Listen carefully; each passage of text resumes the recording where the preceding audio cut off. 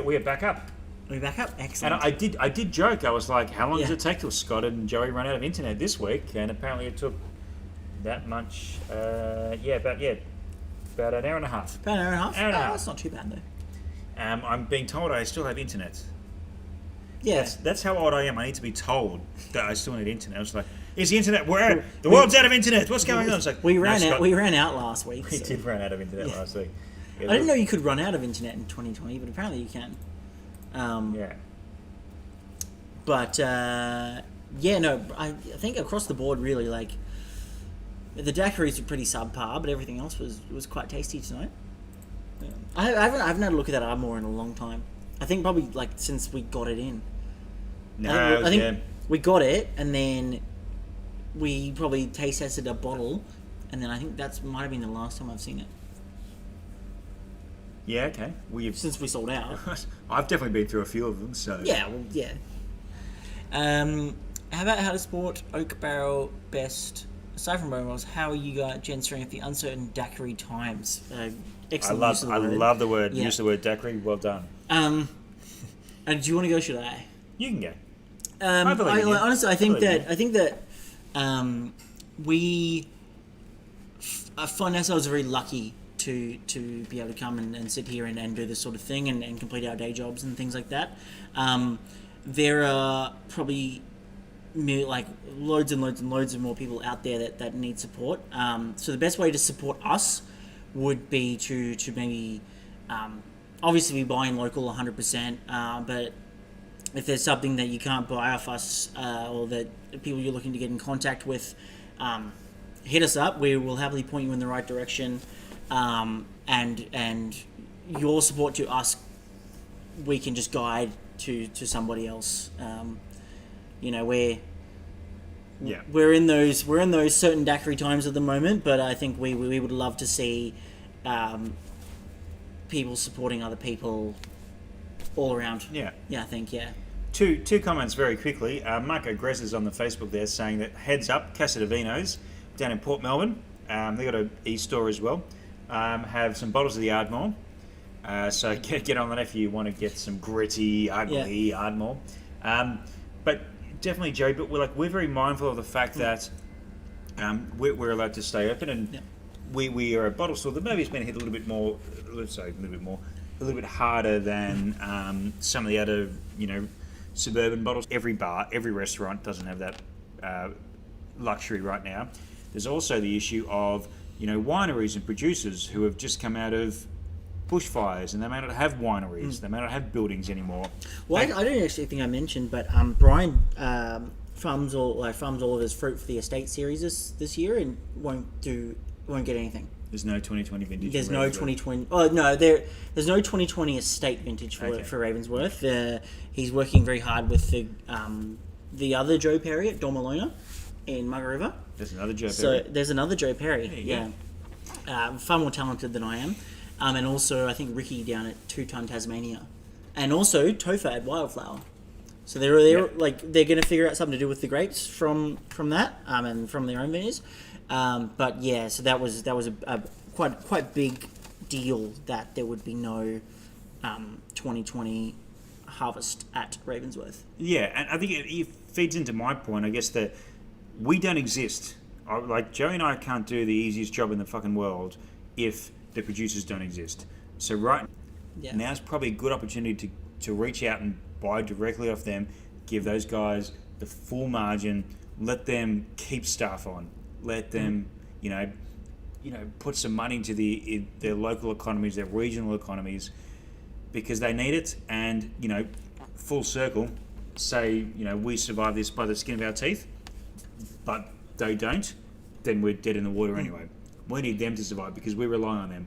We don't only need farmers for drinks every day, but businesses like ours don't survive without the farmers, because we deal with the small batch stuff, and if it doesn't exist, it doesn't exist, and we just go, we sell up, and you have another chain store in our place. Yeah, I think it's exactly on that, and I think that I mentioned earlier that I fell in love with this wine 7 months from Ravensworth about 2 years ago. And about 2 years from now, I'm not going to be able to drink it. Yeah.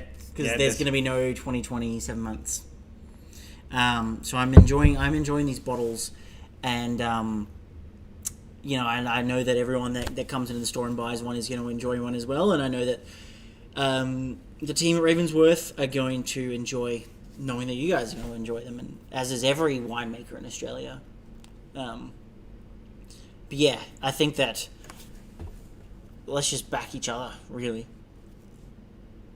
Yeah, 100%. And that seems like a lot of the feedback that's coming through. It's every conversation I've had in the last 6 weeks with any side of the industry, whether it's a forward industry or a back industry, has been very much that way.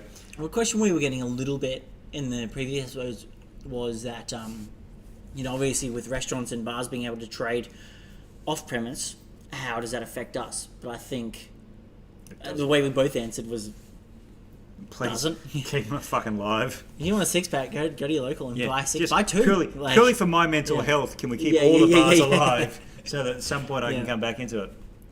Yeah, I mean, we can run the virtual tastings and all the rest. So like we are in Daiquiri times, as we pointed out earlier, and so we need Daiquiri measures and have Daiquiri 60 outcomes. mils of white rum, good white rum. 30 mils of freshly squeezed lime juice. I like that again. That Daiquiri measures. That double entendre. Yeah. Teams on all the social medias. We're sort of getting to the end of shit that we can talk about. I'm just going to keep drinking white rum. But if there's any questions you want to ask, I know we played some games last week with people. Games. It's been like close to probably 3 years. No, well, I'm just going to turn up the alarm.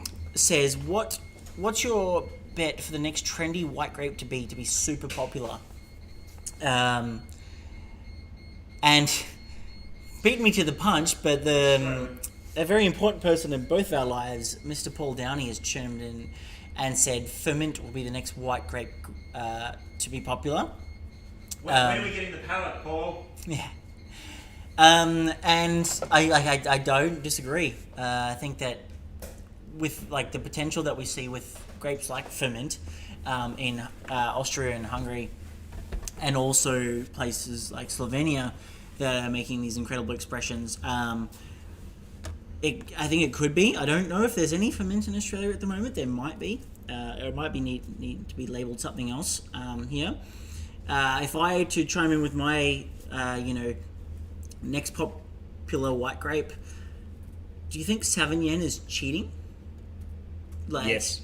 Yes, it is cheating. It's sort of making its way into Australia now, or there's some very talented people with Sauvignon in Australia, but I'd say to go more obscure than that, like I would love to see something like Viognier be made really well. Like I think Viognier could be such an incredible expressive grape. Like we chime on and on about Vermentino, Fiano, Marsanne.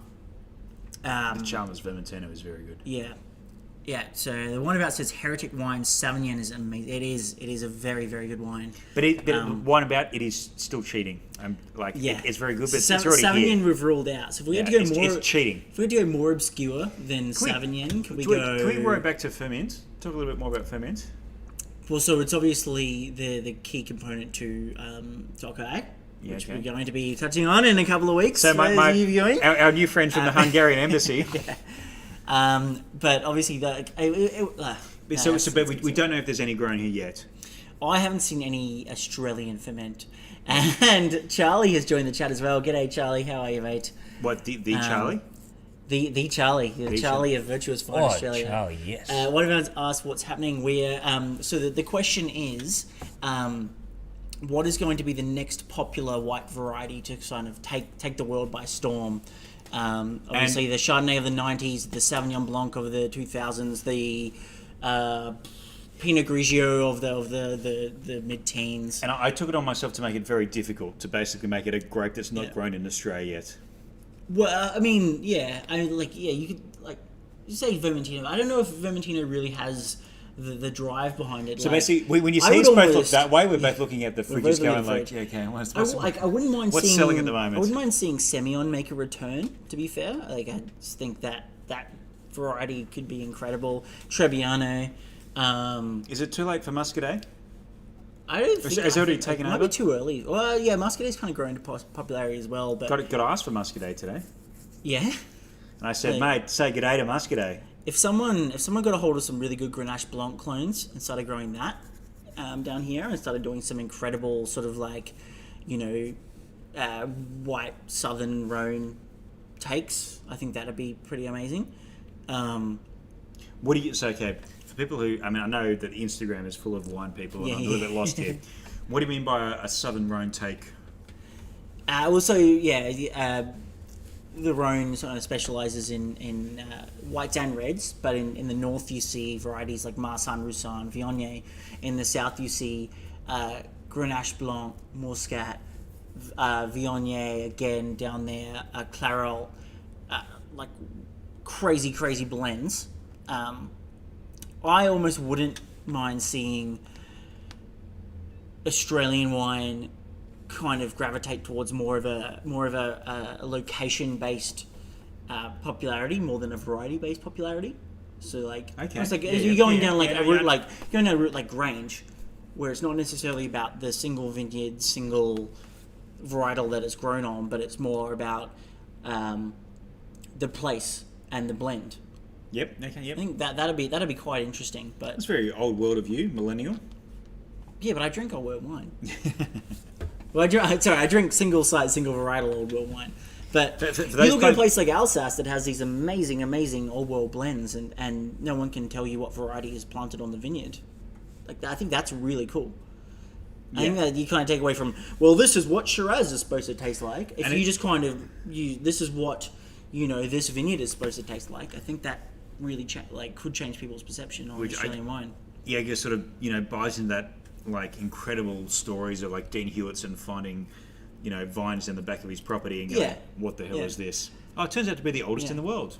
And yeah, obviously Charlie comes in and says, "Love Joe, you are too well." And Charlie, I remember the tasting that we had with Jean-Claude Rateau here a couple of months ago, and he was talking about, I think he was talking about Pinot Blanc being in his Bourgogne Blanc expression, but just because it was in that vineyard and it wasn't. If you were here, you'd be able to tell it better than me. But he was talking about the Get fact here, that Charlie. the Get fact here that quick. his vineyards were more expressive, and it wasn't necessarily all straight Chardonnay, but there was some Pinot Blanc, there was some Pinot Gris in there as well at some point, and that was what made that wine so incredible. I remember, like I still have dreams about that tasting with Jean-Claude Rateau. Actually, Yeah. the fact that he was speaking in French, Charlie was translating, and the crowd was more enticed with Jean-Claude speaking in another language. It was unbelievable. One of us says, "What Ravensworth wine are you drinking?" We are drinking the new 2019 7 month. I got it right. Yeah.